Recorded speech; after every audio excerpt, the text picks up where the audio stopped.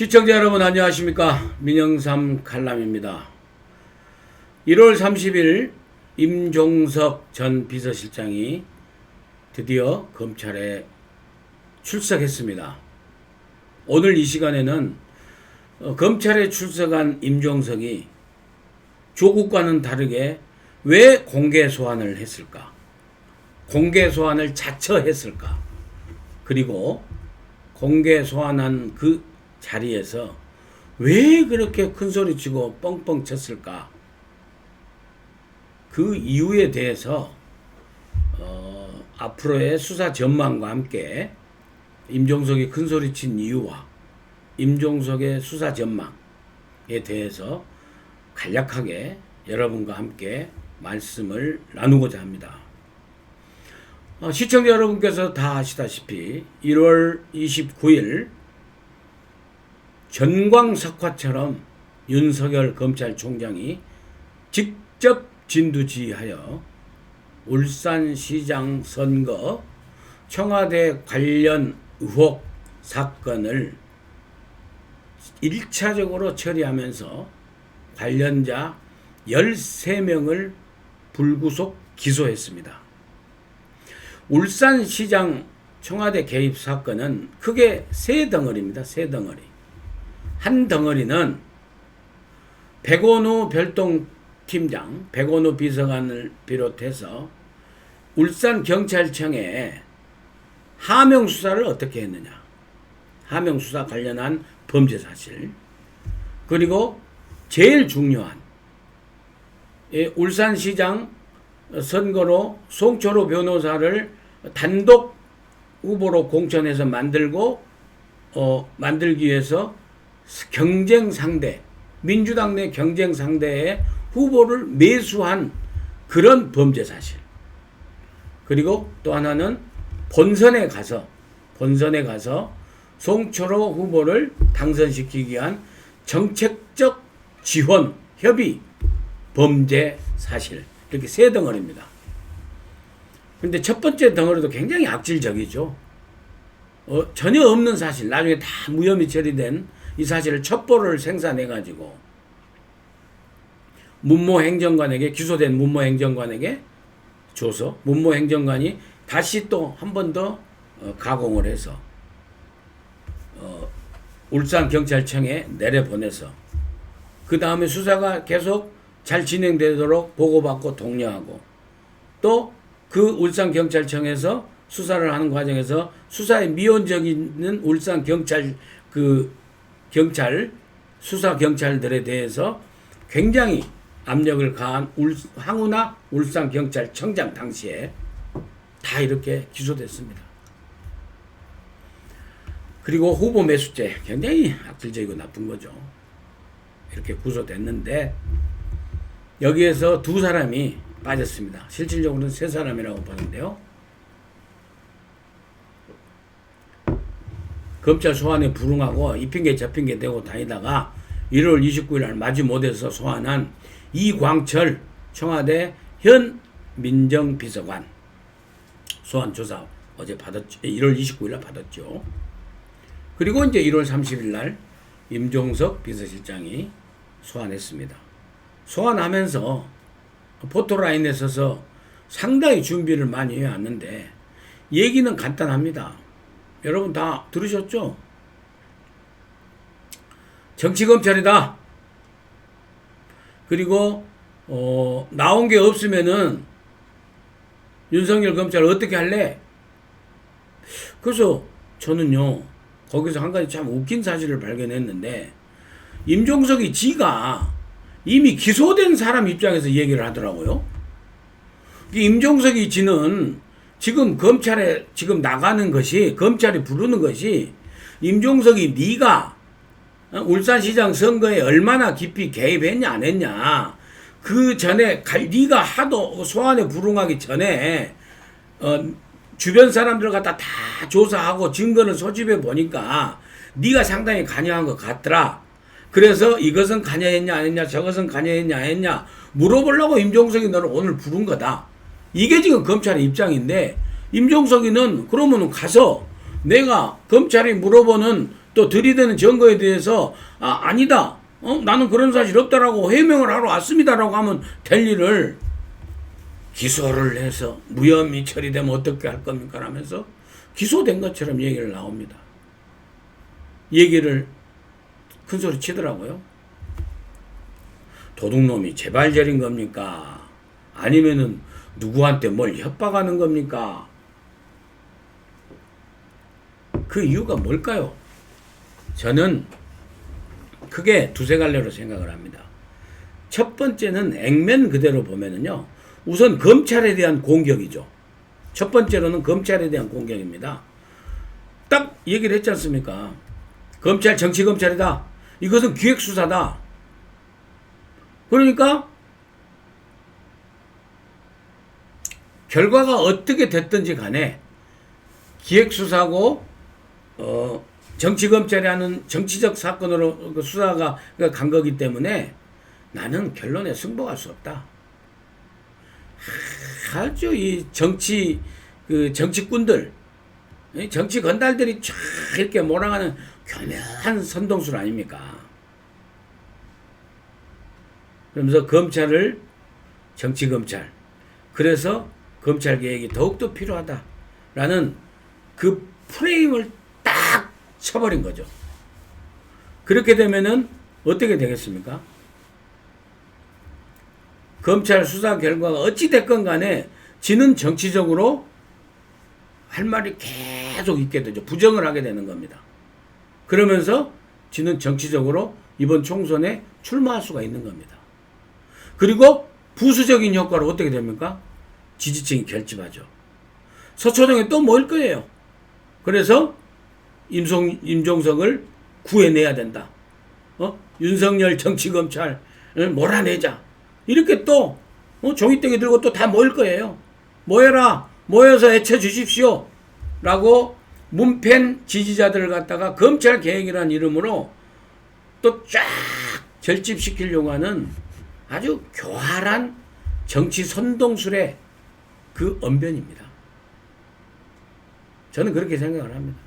그리고 그 안에 작은 주제지만은 또 굉장히 피해자 코스프레.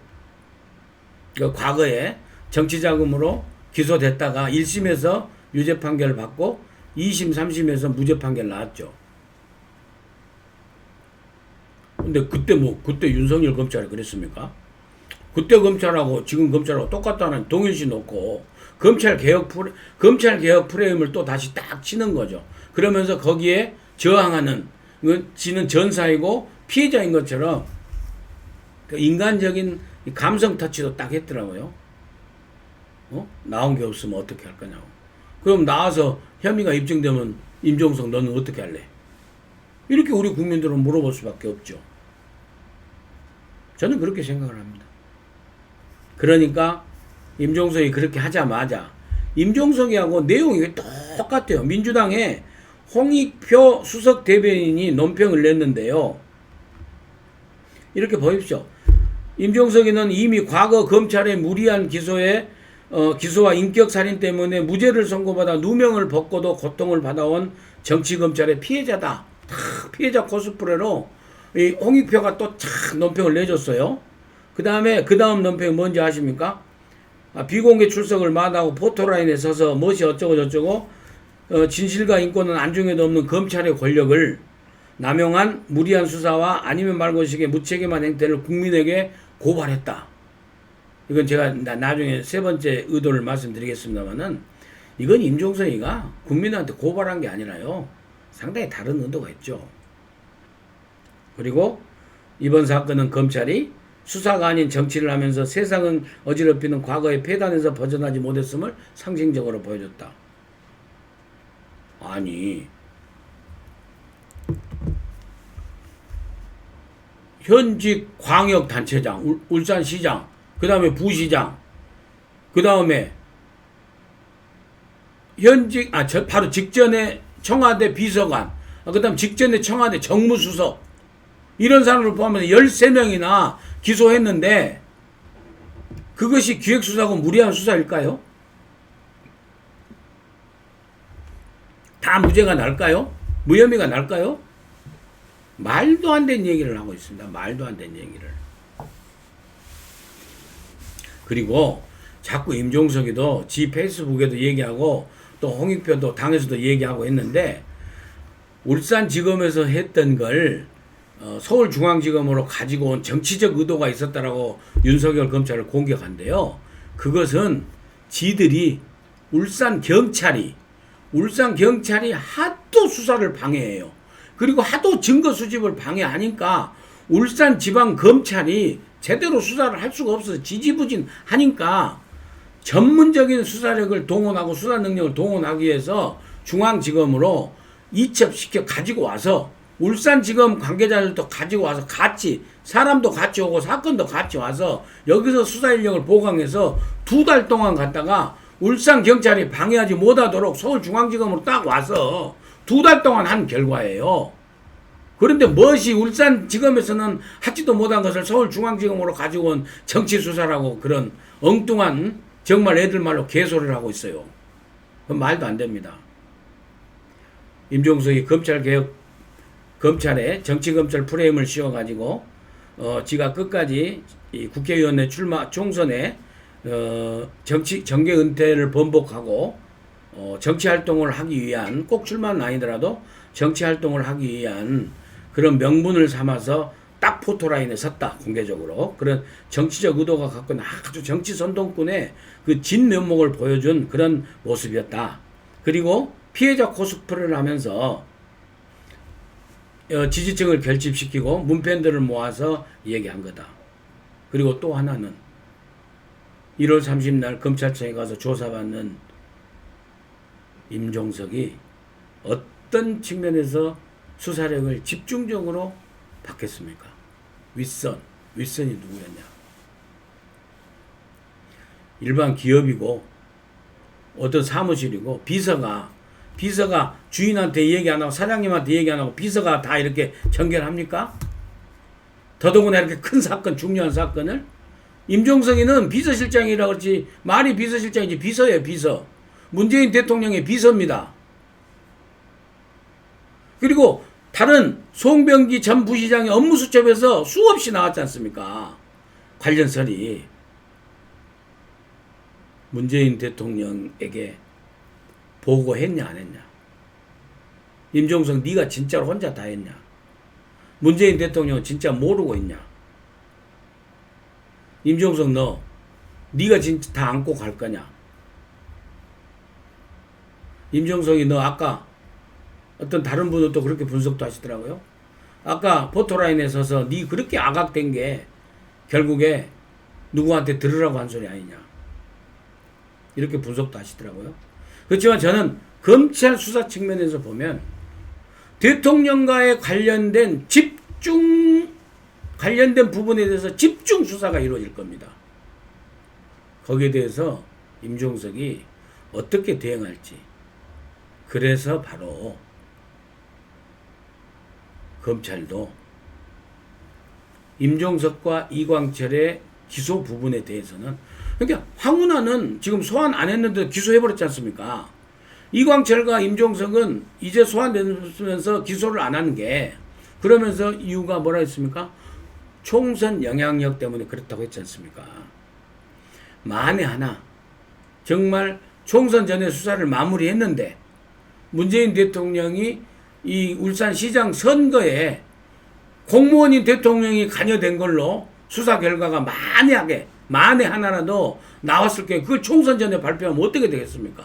노무현 대통령하고 똑같이 탄핵에 또 소용돌이에 가게 되는 겁니다.